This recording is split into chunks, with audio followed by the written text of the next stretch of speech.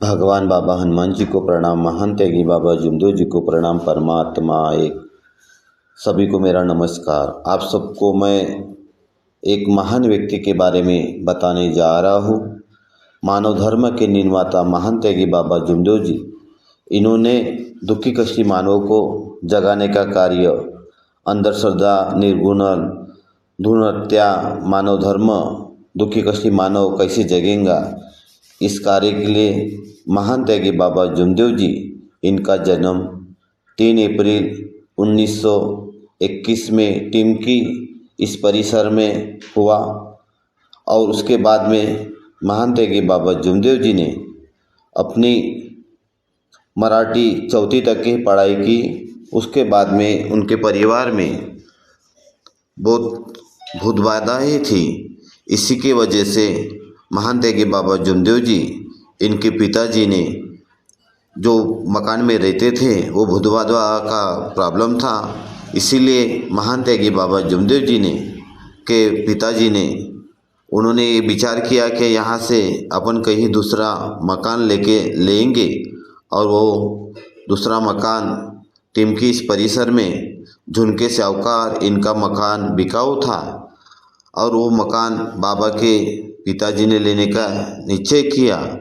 मकान जैसे ही सौदा हो रहा था, आजू बाजू के लोगों ने उन्हें बताया कि ये मकान आप मत लो, क्योंकि इस मकान में भूतात्की का प्रकार है और ये मकान भूतात्की होने के कारण आप इस मकान को मत लो, ऐसा उन्हें बताए।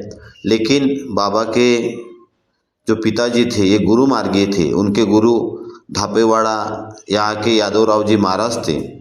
उन्हें वो मकान, बाबा के पिताजी ने कहा, हम इस मकान में अच्छे से साफ़ सुथरा करेंगे, लिपाई पुताई करके वहाँ रहने हो मदने करके वहाँ रहने के लिए अपन जाएंगे। ऐसा विचार करते हुए वो मकान उन्होंने खरीदा किया।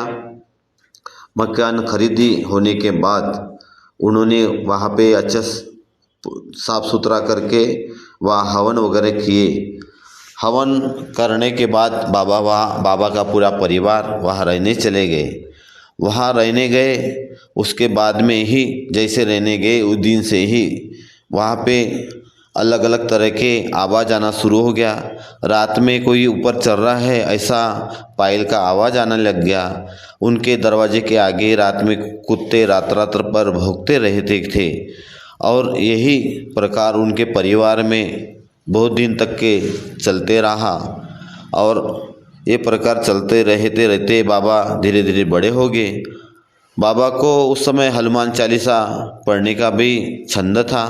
बाबा वो हनुमान चालीसा में एक लिखा हुआ है, क्या हनुमान चालीसा जहाँ पढ़ी जाती है वहाँ भूत बाधा नहीं रहती। तो बाबा इसी तरह दिन भर में 2-4 बार हनुमान चालीसा पढ़ते थे। और पढ़ते पढ़ते बाबा वो हनुमान जी से विनती भी करते थे, हे भगवान, मुझे ऐसा कुछ रास्ता दिखाओ जिसमें से जो मेरे परिवार में ये दुख है, ये दुख मेरे परिवार से दूर हो जाए।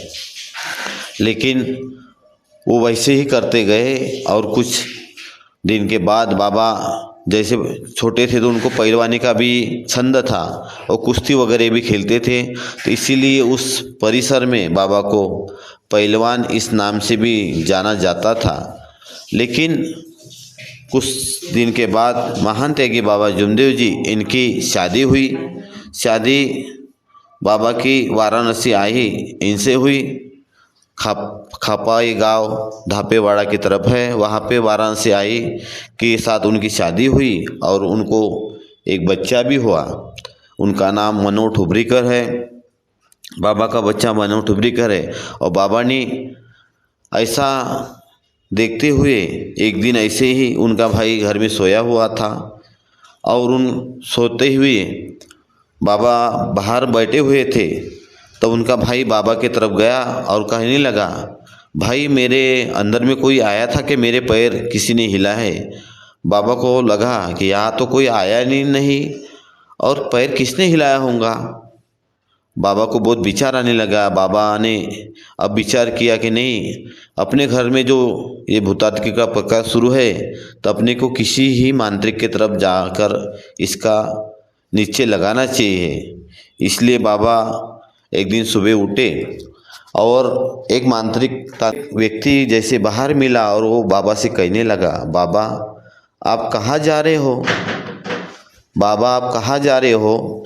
तो उस व्यक्ति ने कहा कि नहीं, मेरे को इस प्रॉब्लम है, इसीलिए मैं एक तांत्रिक की तरफ जा रहा हूँ और जो मेरे इसमें जो दुख, परिवार में जो दुख है उसे निश्चित यानी कहाँ दूर हो सके इसके लिए मैं जा रहा हूँ। तो उस व्यक्ति ने बाबा से कहा, आपको कहीं जाने की ज़रूरत नहीं है, मेरे पास में एक सन्यासी का मंत्र है। ये मंत्र अगर आप साध्य करोगे तो आपके दुख दूर हो सकते हैं। लेकिन ये दो मंत्र कोई सादा नहीं है। ये मंत्र कई करते हुए कई लोग पागल हो गए, कई मृत्यु हो गई है। ये मंत्र साध्य नहीं है। अगर आपको करना हो तो मैं इसका विधि आपको लिख के दे सकता हूँ। बाबा ने उस व्यक्ति से पूछा, आप तो सन्यासी दिखते नहीं, ये सन्यासी का मंत्र आपके पास में कहाँ से आया।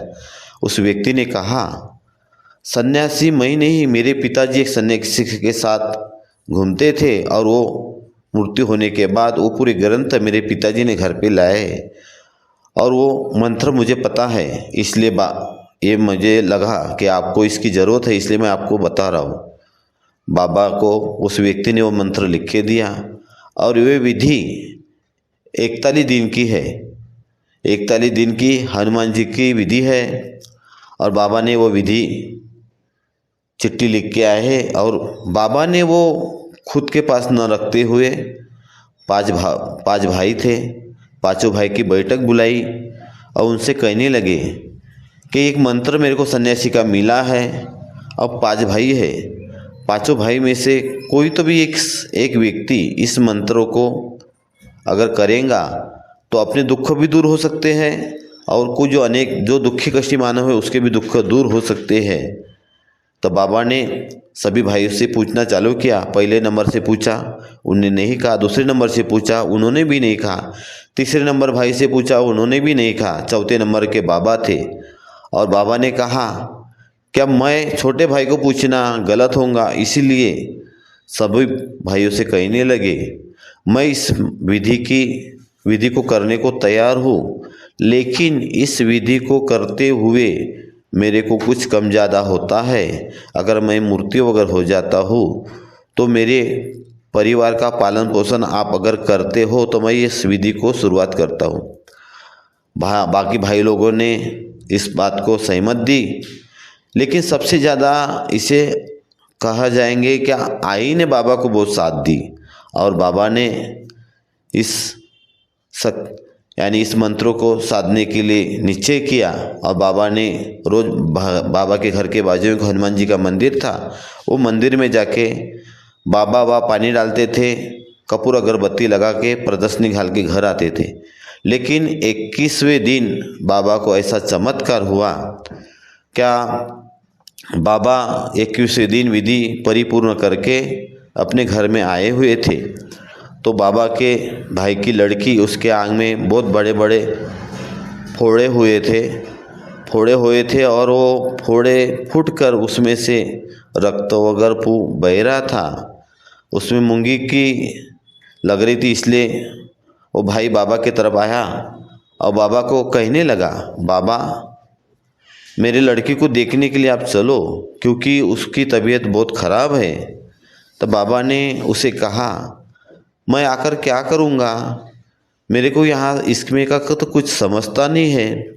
मैं सिर्फ सवेरे जाता हूँ, अगरबत्ती कपूर लगाता हूँ और प्रदर्शन के घर में आता हूँ। तो भाई ने कहा, बाबा आप कुछ करो मत, सिर्फ आप एक नज़र से उस लड़की को देखो। बाबा उस लड़की को देखने गए तो बाबा को एकदम अद्भुत लगा, क्या सही में ये जो शक्ति है मुझे परिपूर्ण करने नहीं देंगी। इसलिए वो दिन बाबा का वैसा गया।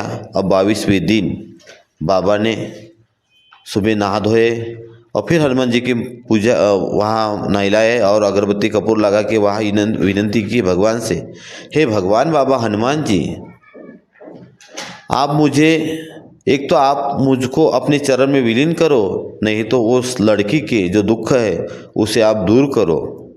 बाबा ने अपना पूरा शरीर वो भगवान के चरणों में अर्पण किया है, ऐसा कोई व्यक्ति नहीं कर सकता है। वहाँ वैसा बोल के बाबा अपने घर में आ गए। बाबा घर में बैठे ही थे, वैसे ही वो लड़की बाबा को आंगन में झाड़ू मारती हुई दिखी। बाबा को लगा, अरे वाह, इस लड़की को कल मैंने देखा तो इसके आंग में बहुत बड़े बड़े फोड़े थे, और भगवान को कहते ही भगवान ने आज इस बच्ची के पूरे दुख दूर कर दिए। यानी भगवान अपनी परीक्षा ले रहा था और अपन इस परीक्षा में सफल हुए।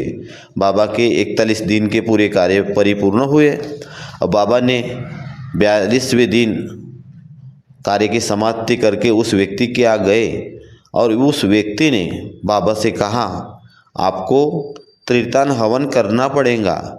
7 दिन, एक दिन में 3 हवन, ऐसे 7 दिन 21 हवन आपको करना पड़ेगा। लेकिन ये हवन करते हुए, हवन का टाइमिंग आपका शाम का रहेगा, सूर्य उदय होने के बाद और सूर्य निकलने से पहले।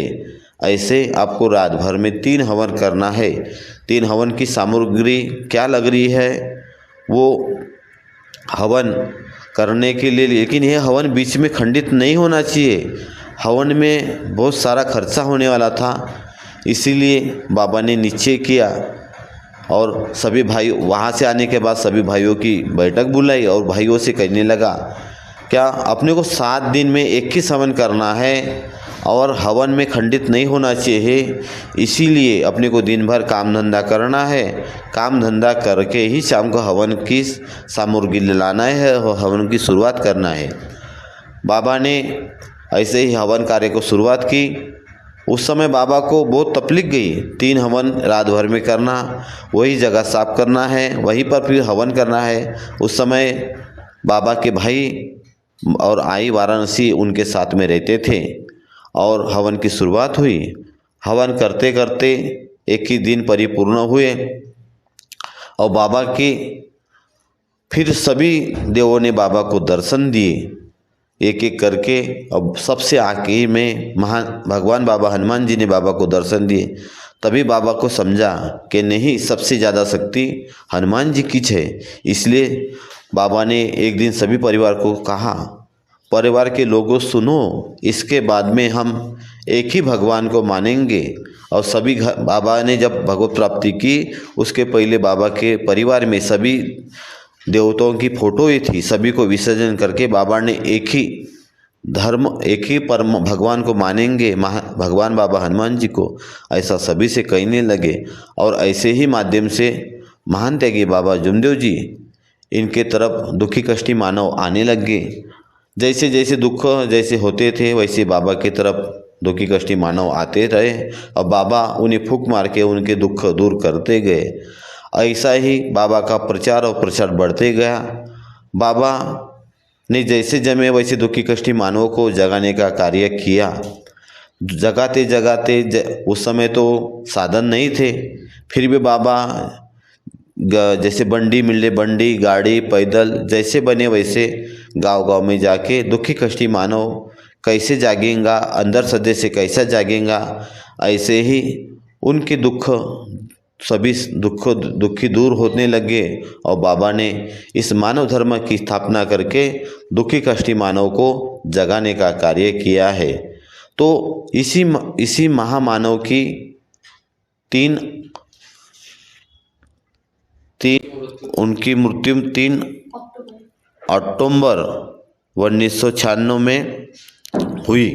और उस समय जो सेवकों का सलाब देखने को मिला, मृत्यु के बाद में इस मार्ग में संख्या और बढ़ने लगी, क्योंकि महान त्यागी बाबा जुमदेव जी, इनका प्रेत परम पूज्य परमात्मा एक सेवक मंडल वर्धमान नगर यहाँ पे रखा हुआ था। क्योंकि उनका लड़का मनोज हुब्रीकर, ये 7वें नंबर के साइंटिस्ट है, वो अमेरिका में रहते थे, उन्हें आने के लिए टाइम लगा, इसीलिए उनका प्रेत अपने परम पूज्य परमात्मा सेवक मंडल वर्धमान नगर में यहाँ रखा हुआ था। और वहाँ से उनका प्रेत निकल के गंगाबाई घाट यहाँ पे ले जाया गया। लेकिन तभी पूरे नागपुर शहर में तभी उनका ज़्यादा प्रचार हुआ। क्या कौन बाबा थे जो आज इनका इतना लाभ देखने को मिला है। उस समय बहुत पब्लिक सामने देखने को मिली और उसी समय से बाबा का प्रचार और बढ़ा। ऐसे ही महामानव का कल 3 अक्टूबर 2025 परम पूज्य परमात्मा एक सेवक मंडल में उनकी 29वीं पुण्यतिथि का कार्यक्रम रखा हुआ है और कार्यक्रम आयोजित परम पूज्य परमात्मा एक सेवक मंडल के माध्यम से हो रहा है। और उन्होंने इस कार्यक्रम में ब्लड डोनेट, आंखों का जांच, शरीर की तपासनी, इसका कार्यक्रम रखा हुआ है और उसी में चर्चा बैठक वगैरह सब होंगी। तो सभी दुखी जो सभी सेवक से मेरी नम्र विनती है कि आप इस कार्यक्रम का लाभ लें। जिसे ब्लड डोनेट करना है वो ब्लड डोनेट करें, आंखों की जांच करना है आंखों की जांच के, शरीर की जांच करें और इस कार्यक्रम में सबसे ज़्यादा से ज़्यादा संख्या में आकर इस कार्यक्रम की शोभा बढ़ाए। लेकिन इसमें एक चीज़ मैं आपसे और कहना चाहूँगा, महान त्यागी बाबा जुमदेव जी, इनका जन्म 3 अप्रैल 1921 में हुआ और उनका मृत्यु 3 अक्टूबर 1996 में क्यों हुआ, 3 ही तारीख क्यों मिली, ये अपने को सोचने की बात है। और बाबा कमेंट करके इसमें आप बताइए कि 3 ही तारीख ऐसा क्यों मिले, क्योंकि ये भगवान थे। गृहस्थी में रह के दुखी कष्टी मानव को कैसे जगा है, अपने को भी जो बाबा ने तत्व शब्द नियम दिए हैं उसी माध्यम से चल के अपने परिवार और सेवकों में अपने को कैसे रहना है, जो बाबा ने हमें सिखाया है उसी तरह रह के बाबा की पुण्यतिथि हम सभी सेवक भाई मिलके अच्छे से मनाएंगे और इस मार्ग का प्रचार और प्रसार आगे ही बढ़ता रहे। और बाबा ने कहा था हर एक मानव, हर एक सेवक ने एक एक दुखी कष्टी सेवक को जोड़ने का कार्य किया, तो इसका मार्ग में और सेवकों की संख्या होंगी। आज लाखों नहीं बोल सकते, उससे भी ज़्यादा संख्या इस मार्ग में जुड़ के अंदर श्रद्धा हो गई। दुखी कष्टी मानव, दारू पीने वाले हो गए, सभी इस मार्ग में जुड़ के आज बाबा की कृपा से सुखी शांति समाधानी जीवन जग रहे हैं। तो आप भी इस बात पर ध्यान रखते हुए कमेंट में करके बताइए और बाबा के तत्व शब्द नियम से आप सभी चले, मैं भी चलने की कोशिश करूँगा। इतना ही बोलकर मेरी वाणी को विराम देता हूँ। सभी को मेरा नमस्कार।